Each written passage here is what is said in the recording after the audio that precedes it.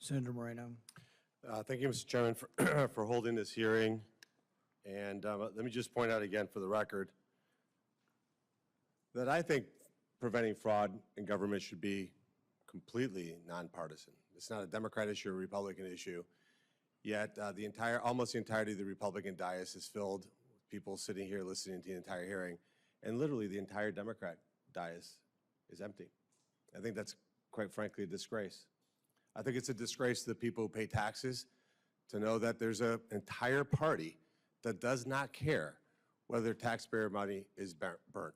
I think it's absolutely, completely outrageous. Mr. Shirley, I'll start with you. The previous Controller General of the GAO had been in office since 2011. What were you doing in 2011? Playing football and basketball.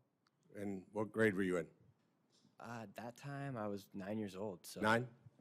Gotcha. So you were 9 years old, and this person served for 15 years in government.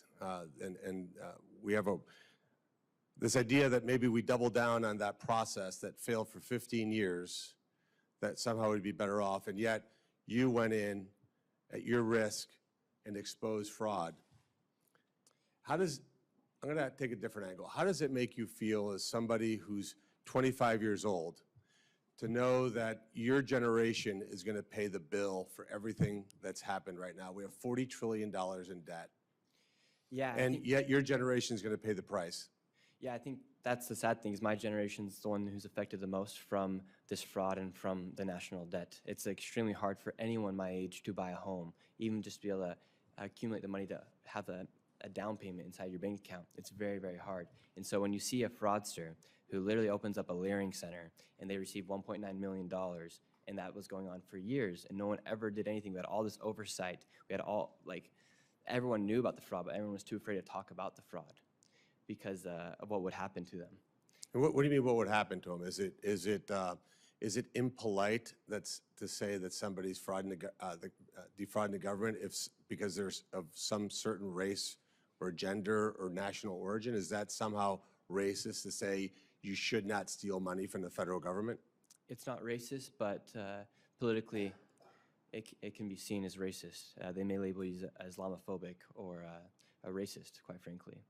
Well, I think profiles encouraged wouldn't be something that would be written about the current members of the Democrat Party for sure. And because again, you think you would agree that they're just afraid of being labeled that way and that fear drives them away from even attending a hearing like today? Yeah, definitely. And it's very sad to see that they put that's their priorities, is to make sure that they're not labeled as a racist or Islamophobic for exposing fraud or for exposing what's happening inside a community. Quite frankly, they use the Somali population to commit the fraud. Ilhan Omar should be disgraced of what she did to the Somali population. And when you look at people in your generation can't afford a car, can't afford a house, don't see how in the future you'd be able to retire with any kind of dignity, and yet somebody can break into our country illegally, be provided a luxury hotel room in New York, 3 meals a day, maid service once a week, free education, free health care.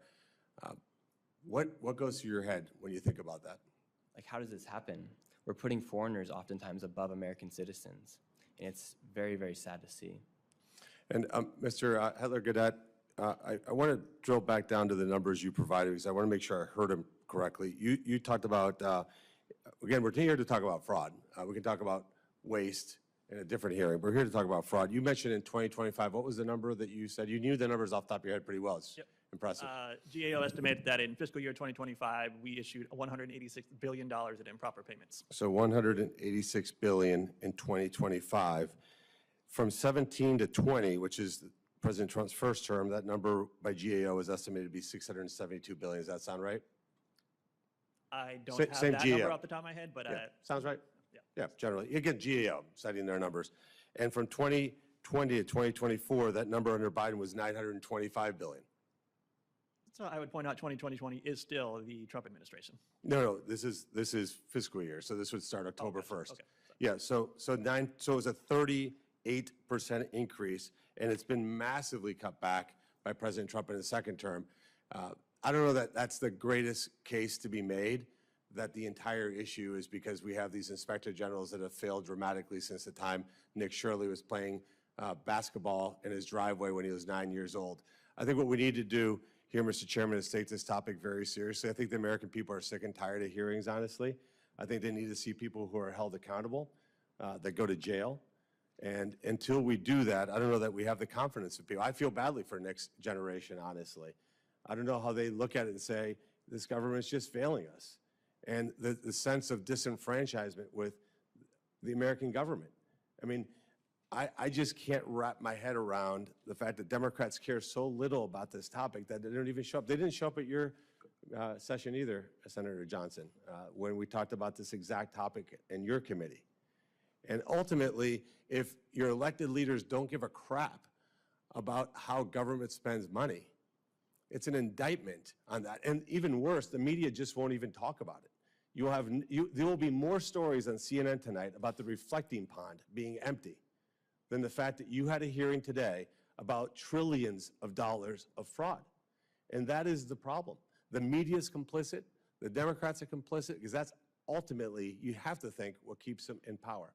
So with that, thank you, Mr. Chairman.